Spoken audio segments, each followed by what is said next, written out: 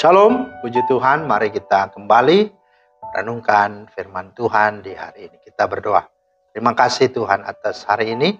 Kembali kami sungguh mau merenungkan firman-Mu sebelum kami menjalani semua kegiatan kami sepanjang hari ini. Biarlah hikmat pengertian dari Roh Kudus menjadi bagian kami dalam nama Tuhan Yesus. Amin. Bapak Ibu, firman Tuhan kita terambil dalam Hakim-Hakim 4 ayat 8. Jawab Barak kepada Deborah, jika engkau turut maju, aku pun maju. Tetapi jika engkau tidak turut maju, aku pun tidak maju.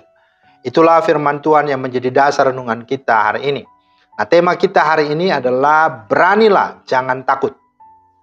Nah, Bapak Ibu, Gus Dur, presiden keempat kita, pernah berkata, yang harus kita takutkan justru adalah ketakutan itu sendiri.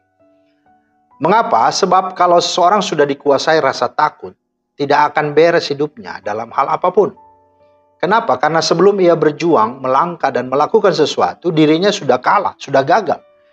Jadi Bapak Ibu, rasa takut ini jika dibiarkan akan membuat kita kehilangan semangat dan kehilangan rasa percaya diri, bahkan kehilangan arah. Dan jika itu yang terjadi, maka jangan heran banyak orang pun sibuk mencari alasan dan cara untuk menghindarinya ketimbang mencobanya, menghadapinya atau memperjuangkannya. Nah, banyak orang sibuk mengasihani diri dan berpangku tangan ketimbang menggunakan segala potensi dan talenta dan kemampuan yang ada pada dirinya dan mengembangkannya. Akhirnya juga orang sibuk mengagung-agungkan kekuatan lawan dan keadaan sehingga lupa bahwa sebenarnya dirinya itu pun memiliki kelebihan, memiliki potensi daripada orang lain. Dan dia juga punya kesempatan, punya peluang untuk bisa menang, untuk bisa berhasil. Nah, Bapak Ibu yang dikasih Tuhan, jika kita membaca keseluruhan perikop dalam kitab Hakim-Hakim 4 ayat 1-24, maka dampak dan upah yang dialami Barak yang penakut itu adalah satu. Dia tidak akan mendapat kehormatan dalam peperangan dan perjuangan. Dalam ayat 9 kata Deborah, baik aku turut, hanya engkau tidak akan mendapat kehormatan dalam perjalanan yang engkau lakukan ini, sebab Tuhan akan menyerahkan Sisera ke dalam tangan seorang perempuan. Ya, itu penakutnya. Sedangkan bagi Deborah, sang pemberani akan memiliki pengalaman iman. Menyaksikan bahwa firman Tuhan itu ya dan amin. Ayat 14-22. Yaitu Sisera akan mati di tangan seorang perempuan. Kemudian Tuhan menundukkan Yabin, Raja Kanaan di depan orang Israel. Ayat 23. Kemudian yang ketiga, orang Israel semakin berkuasa dan memiliki keberanian yang besar menaklukkan dan menang atas Yabin, Raja Kanaan. Ayat 24. Nah, sungguh inilah upah keberanian orang yang maju bersama dengan Tuhan. Yaitulah Deborah yang diangkat dan dihormati oleh orang Israel. Nah, jadi Bapak Ibu yang dikasih Tuhan, hidup itu harus berani dan harus berani hidup.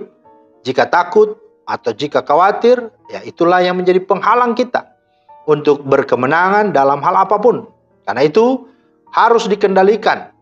Ketakutan itu dengan hidup berjalan di atas kebenaran, jangan di atas fakta. Kebenarannya Tuhan ada dan bersama kita. Bagi Tuhan tidak ada yang mustahil. Kita harus punya keyakinan seperti Musa. Dalam Ulangan 1:30-31, Musa berkata, Tuhan Allahmu yang berjalan di depanmu, dialah yang akan berperang untukmu. Bahkan Musa pernah berkata kepada Tuhan, jika engkau sendiri tidak membimbing kami, janganlah suruh kami berangkat dari sini. Itu benar-benar pernyataan iman.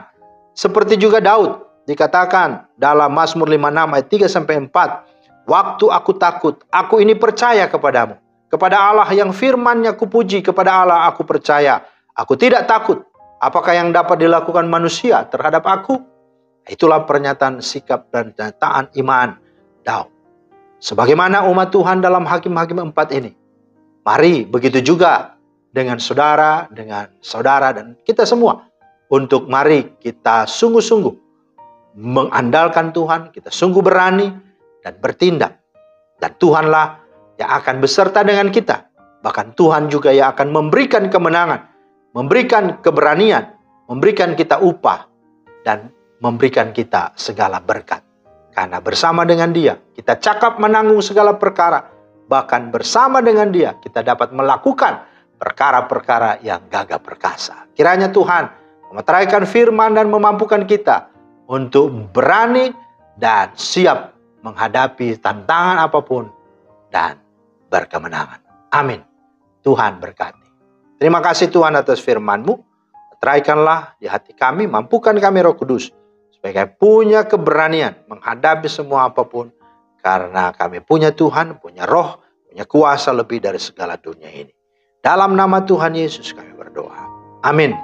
Demikianlah firman Tuhan hari ini, kiranya menjadi berkat. Selamat beraktivitas. Tuhan Yesus memberkati. Shalom.